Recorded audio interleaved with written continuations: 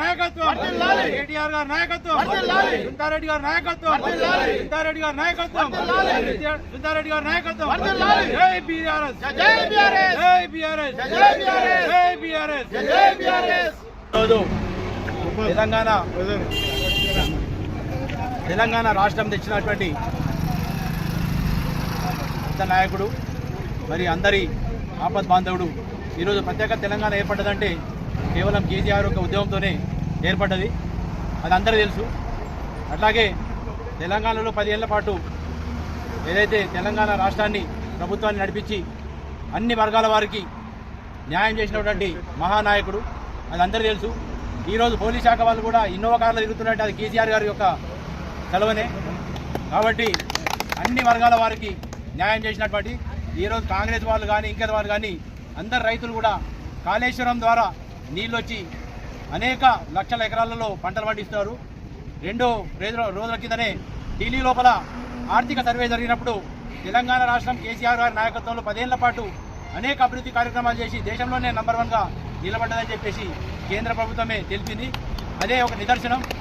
ఈ అన్నీ ఉన్నాయి ప్రజలలో, అందరి గుండెలలో ఉన్నది. ఈరోజు ఏంటంటే ఒక తప్పిదారి కొన్ని ఓట్లతోని కొన్ని మాయపు మాటలతోని ఈరోజు చేజిక్కిస్తున్నట్టు కాంగ్రెస్ ప్రభుత్వం ఎన్నడూ మనకు తెలంగాణకు కానీ ఎక్కడ కానీ న్యాయం చేసింది లేదు. తెలంగాణ ఏర్పడ్డదంటే కేవలం కేసీఆర్ యొక్క నాయకత్వం వల్లనే, కేసీఆర్ యొక్క మంచి పట్టుదలతోనే ఏర్పడ్డది. కాబట్టి ఇవాళ కేసీఆర్ తెలంగాణ ఏర్పడుతూనే ఈరోజు కేసీఆర్లో మన తెలంగాణలో ఇరిగేషన్ కార్యక్రమాలు కానీ, మిషన్ కాకతీయాలు కానీ, మిషన్ భాగీరథ కానీ, ఇంకేదైనా దళితులకు దళిత బంధు కానీ, బీసీలకు బీసీ బంధు కానీ, మహిళలకు వచ్చేసి పెన్షన్లు 2000 పెన్షన్లు కానీ, ఇతర కార్యక్రమాలు అన్నీ, కళ్యాణ లక్ష్మి, షాదీ ముబారక్ కూడా ఇవన్నీ తెలంగాణ రాష్ట్రంలో వెనుకబడిన వర్గాలకు చెందాలని చెప్పేసి ఒక దృఢ సంకల్పంతో ముందుకు పోయినటువంటి నాయకుడు. కాబట్టి ఈరోజు ఆయనను ఇబ్బంది పెట్టాలి. ఎందుకంటే ప్రజలలో ఇప్పటికి కూడా ఆయన పరపతి తగ్గలేదు, ఇంకా ఉన్నది పరపతి. ఏదో రకంగా ఆయనను మాయ చేసి లేకుంటే ఏదో ఇబ్బంది పెట్టి పోలీసు వాళ్ళతోని అరెస్ట్ చేయించేసి ప్రజలను భయభ్రాంతులకు గురి చేయాలని చెప్పేసి ఒక నాటకం ఆడుతున్నట్టు ఈ కాంగ్రెస్ ప్రభుత్వం ఎన్నటికీ నిలబడది. ఎందుకంటే ప్రజల గుండెల్లో కంపల్సరీ ఉన్నది. ఈ రోజు కూడా ఎలక్షన్లు పెట్టినా కానీ తప్పకుండా మన బీఆర్ఎస్ ప్రభుత్వం కేసీఆర్ గారి నాయకత్వంలో గెలిచి తప్పకుండా ప్రభుత్వం ఏర్పడుతుంది. అది పోలీస్ శాఖ వారి పెద్ద స్థాయిలో కూడా తెలుసామని. కానీ ఎందుకంటే ఇప్పుడు ప్రభుత్వం ఉంది కాబట్టి ఏమని పరిస్థితి. కాబట్టి తప్పకుండా కాంగ్రెస్ వాళ్ళకు కూడా ఇప్పటికి కూడా హెచ్చరిక చేస్తున్నాం. మీరు ఎవరినైనా ప్రజలను కానీ నాయకులను కానీ భయభ్రాంతులు పెట్టినట్టయితే బెదిరేది లేదు. ఎందుకంటే మీరు పెట్టిన బెదిరింపులు చాలా అయిపోయినాయి. 14 సంవత్సరాలు పోరాడి తెలంగాణ రాష్ట్రం ఎన్నో కేసులు పడ్డాయి. కేసులను కూడా కొట్లాడి కూడా తెలంగాణ రాష్ట్రం తెచ్చుకున్నాం. కొత్త గ్రామ పంచాయతీలు చేసింది కూడా, మండలం చేసింది కూడా కేసీఆర్ గారే. అంతకుముందు గ్రామ పంచాయతీ కూడా చేయలేదు, మండలాలు కూడా చేయలేదు, జిల్లాలు కూడా చేయలేదు. ప్రతి జిల్లాలో ఒక కలెక్టరేట్ ఆఫీస్ పెట్టేసి ప్రతి మండలంలో మండలాలను పెట్టి అన్ని రకాల ప్రజలకు వచ్చేసి మంచి పరిపాలనా సౌలభ్యం ఇవ్వాలని చెప్పేసి ఆలోచన చేసినటువంటి కేసీఆర్ గారిని మళ్ళీ ఎందుకంటే ప్రజల గుండెల్లో ఉన్నాడు కాబట్టి, అందరి గుండెల్లో, మహిళల గుండెల్లో, అందరి గుండెల్లో ఉన్నాడు, ఇప్పటికి కూడా ఉన్నాడు. కాబట్టి ఆయనను బయటకు వెళ్తే మనకు ఒక ప్రకంపనలు వస్తాయని ఒక ఉద్దేశంతో, దురుద్దేశంతో ఏదో ఒకటి ఆయన కంటగట్టేసి ఇవాళ విచారణ చేసి అరెస్ట్ చేద్దామనో లేకపోతే ఇబ్బంది పెడదామనో, ఆరోగ్యంగా ఆయనను మంచిగా ఉండదని చెప్పేసి ప్రజలకు దూరం చేయాలని చెప్పేసి ఒక రకమైన ఆలోచన చేస్తున్నటువంటిది ఈ కాంగ్రెస్ వాళ్ళకు. ఎందుకంటే మనసు పట్టక, ఎందుకంటే మళ్ళీ 10 ఏళ్ల తర్వాత రాజ్యం వచ్చింది. రాజ్యం వచ్చినప్పటి నుంచి అన్ని అన్యాయమే. ఇచ్చిన 6 ఏదైతే గ్యారంటీలు ఉన్నాయో ఆ గ్యారంటీ లేకుండా పోయింది వాటికి. అసలు ప్రజలలో అటువంటి చాలా అయోమయ పరిస్థితి ఉన్నది. కాబట్టి వాళ్ళు ఏం చేయలేరు. కాబట్టి మళ్ళీ ఈయన బయటకు వెళ్ళిందంటే ఎట్టి పరిస్థితుల్లో మళ్ళీ మేము మరుగున పడిపోతామని చెప్పేసి ఒక ఆలోచన నుండి ఏదన్నా ఒక కేసు పెట్టాలని మొన్న హరీష్ రావు గారిని పిలిపించారు, మళ్ళీనేమో కేటీఆర్ గారు పిలిపించారు, మొన్ననేమో మళ్ళీ ఈయనని పిలిచారు, సంతోష్ రావుని పిలిపించారు, తర్వాత ఇవాళ కేసీఆర్. ఎందుకంటే మొత్తం ఈ కేసీఆర్ ఉద్యమం నడిపించి ఈ తెలంగాణ రాష్ట్రం తీసుకొచ్చిండు.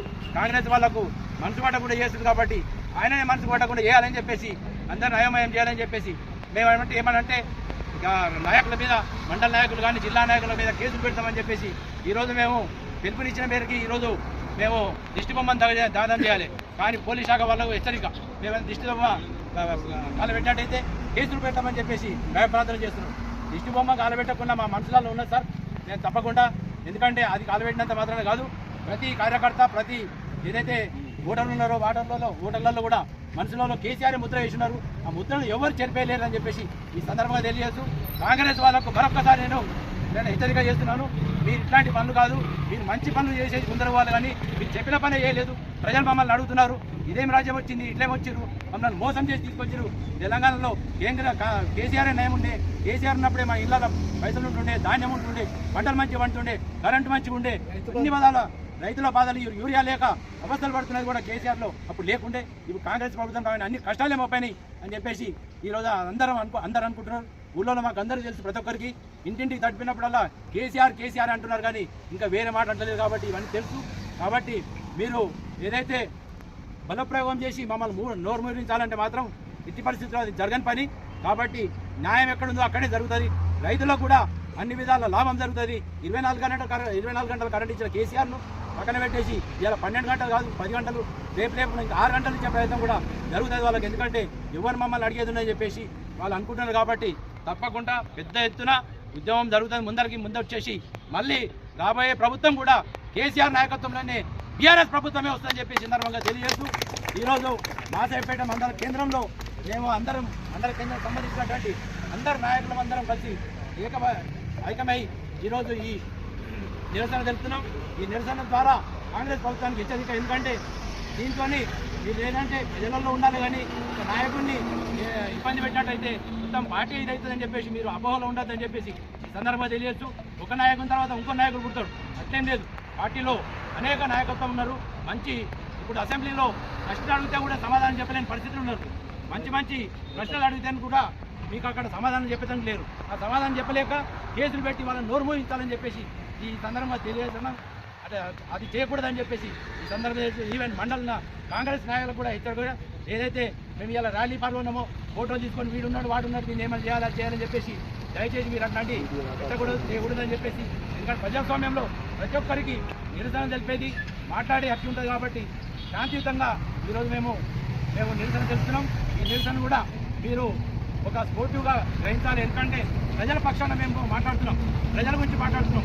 ప్రజలకు ఏం కావాలి, ప్రజలందరూ రాలేరు. ప్రజల తరఫున నాయకులే ముందుకు వస్తారు. కాబట్టి ఈ నాయకులం మేము ప్రజలకు ఏం కావాలో మాట్లాడుతున్నాం. ప్రజల యొక్క మనోభావాలను మేము తెలియపరచడానికి ఈరోజు మా అధిష్టానం మేరకు నిరసన ర్యాలీ చేపట్టడం జరిగింది. అలాగే మండల సంబంధించిన ముఖ్య నాయకులు కూడా ఈ విషయం గురించి మాట్లాడాలని చెప్పి కోరుతా ఉన్నాం.